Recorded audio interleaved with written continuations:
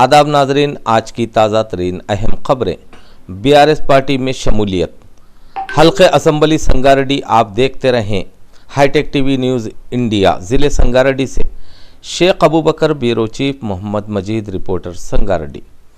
जैसा कि आज शहर संगारेड्डी जेएसआर फंक्शन हॉल पोतरेपल्ली पर शानदार पैमाने पर बीआरएस पार्टी तेलंगाना की जानिब से संगारेड्डी एमएलए चिंता प्रभाकर की क़यादत में जीते जाने वाले सरपंचों की, हारे जाने वाले उम्मीदवारों की भी आज जेएसआर फंक्शन हॉल में शमूलियत के साथ शालपोशी व गुलपोशी की गई। इस मौके पर मेहमान खुसूसी साबिक़ा मिनिस्टर हरीश राव ने शिरकत की और कई बीआरएस पार्टी के सियासी कायदीन ने शिरकत की। मुस्लिम लीडरान में एम मुकीम मानवीन फाउंडेशन सदर बीआरएस पार्टी कायद तेलंगाना, एम हकीम एडवोकेट बीआरएस पार्टी कायद। इस मौके पर बीआरएस पार्टी के हज़ारा कारकुनान मौजूद रहे। आइए सुनते हैं और देखते हैं तफसीलात के लिए हाईटेक टीवी न्यूज़ इंडिया ज़िले संगारेड्डी। कांग्रेस पार्टी ఎన్ని కేసులు పెట్టినా, ఎంత గుండాయిజం చేసినా, ఎన్ని డబ్బులు పంచినా కూడా అద్భుతంగా గెలిచి వచ్చినటువంటి మా గౌరవ సర్పంచులు, ఉప సర్పంచులు, వార్డు మెంబర్లు వారందరినీ నేను హృదయపూర్వకంగా మనస్ఫూర్తిగా అభినందిస్తా ఉన్నాను. మా మీడియా మిత్రులకు కూడా నా నమస్కారం. నిజంగా ఈ ఎన్నికలు బీఆర్ఎస్ పార్టీ యొక్క సత్తా ఏందో చాటినాయి. కారు జోరు, కాంగ్రెస్ బేజారు.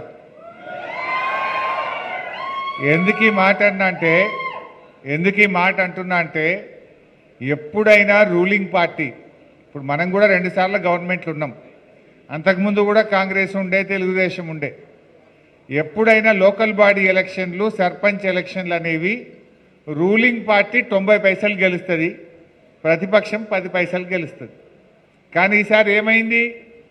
మనం 40%, 4000కు పైగా సర్పంచులు ఇలా బీఆర్ఎస్ పార్టీ గెలిచింది. 4000కు పైగా గెలిచినాం. కోర్స్ రేవంత్ రెడ్డి కథ వేరు. మంది పుట్టిన బిడ్డ కూడా నా బిడ్డనే అంటాడు, ముద్దు పెట్టుకుంటాడు. ఈ కేసు వేరే కేసు ఇది. ఎందుకంటే మొన్న లెక్కలు చెప్పిండు. ఇప్పుడు మనము గెలిచిన సర్పంచులు కూడా ఆయన ఖాతాలనే వేసుకున్నాడు. ఇప్పుడు సంగారెడ్డిలో మనం 34 గెలిచినాం, కానీ రేవంత్ రెడ్డి ఏమంటాడంటే సంగారెడ్డిలో మనం 25 గెలిచినాం, 29 గెలిచినాం అంటాడు. ఇంట్లో కూడా అలానే కలుపుకుంటాడు. అన్ని కాన్స్టిట్యున్సీలు అట్లనే చేసిండు. సరే, రేవంత్ రెడ్డి సంగతి మనకు తెలియదు ఏం కాదు. అబద్ధాలు ఆడడంలో రాజకీయాల్లో భవిష్యత్తు నోబెల్ ప్రైజ్ ఎవరికైనా ఇస్తే అది రేవంత్ రెడ్డికే వస్తుంది. నంబర్ 1 జూటా కోర్. ఒక్కటైనా సరిగా మాట్లాడతాడా? ఇప్పుడు సర్పంచ్ ఎన్నికల్లో నువ్వు గెలిచిందే 50% లోపల. ఏమంటాడు? నేను 66% గెలిచిన, ఇక మళ్ళా తాప కూడా మాదే గవర్నమెంట్ వస్తుంది అంటాడు.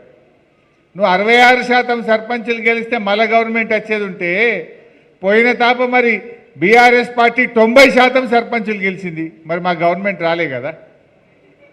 అంటే మనము 90% గెలిస్తే మనకు 39 మంది ఎమ్మెల్యేలు గెలిచినారు.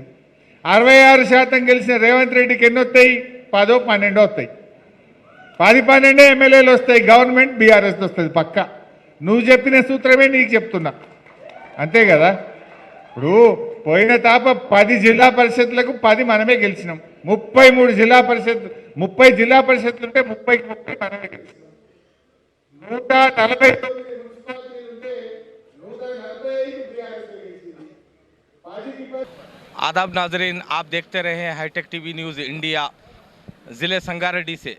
जैसा कि आज यहाँ पर बीआरएस पार्टी का जो है सो बहुत बड़ा प्रोग्राम हो रहा है चौरस्ते पर, संगारेड्डी चौरस्ता, और इसमें आली जनाब एम मुकीम साहब, मानवीन फाउंडेशन बीआरएस पार्टी कायद तेलंगाना यहाँ पे शिरकत की है। आइए हम सुनते हैं और बात करते हैं मुकीम साहब से, इस ज़मीन में क्या बात करेंगे।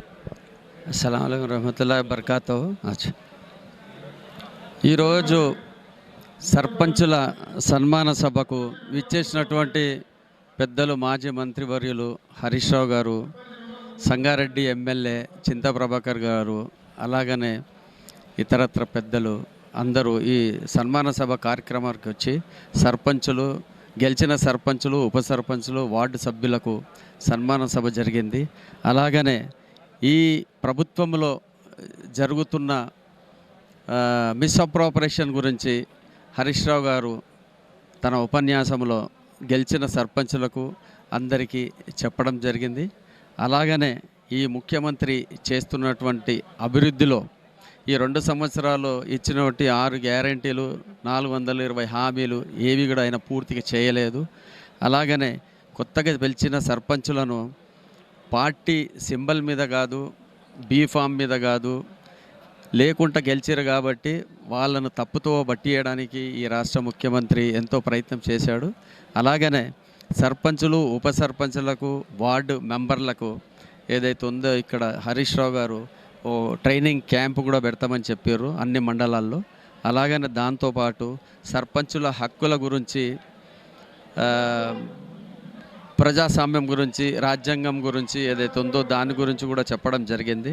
అలాగనే జెడ్పీటీసీ, ఎంపీటీ రాబోయే ఎలక్షన్లో అత్యధిక మెజారిటీతో ఇదే జోష్లో మళ్ళీ బీఆర్ఎస్ ఎంపీటీసీలు, జెడ్పీటీసీలు గెలవాలని, అలాగనే ఇంకోసారి ఏ ఎలక్షన్స్లో కూడా ఎవరన్నా పాల్గొన్నా ఏది చేసినా కూడా భయం లేకుండా, భయభ్రాంతులకు గురి చేసినా కూడా తనదైన శైలిలో ఎలక్షన్స్లో పార్టిసిపేట్ చేసి గెలవాలని కూడా హరీష్ రావు గారు చెప్పడం జరిగింది. అట్లాగనే కార్యకర్తలు అందరు ఇక్కడికి వచ్చినారు.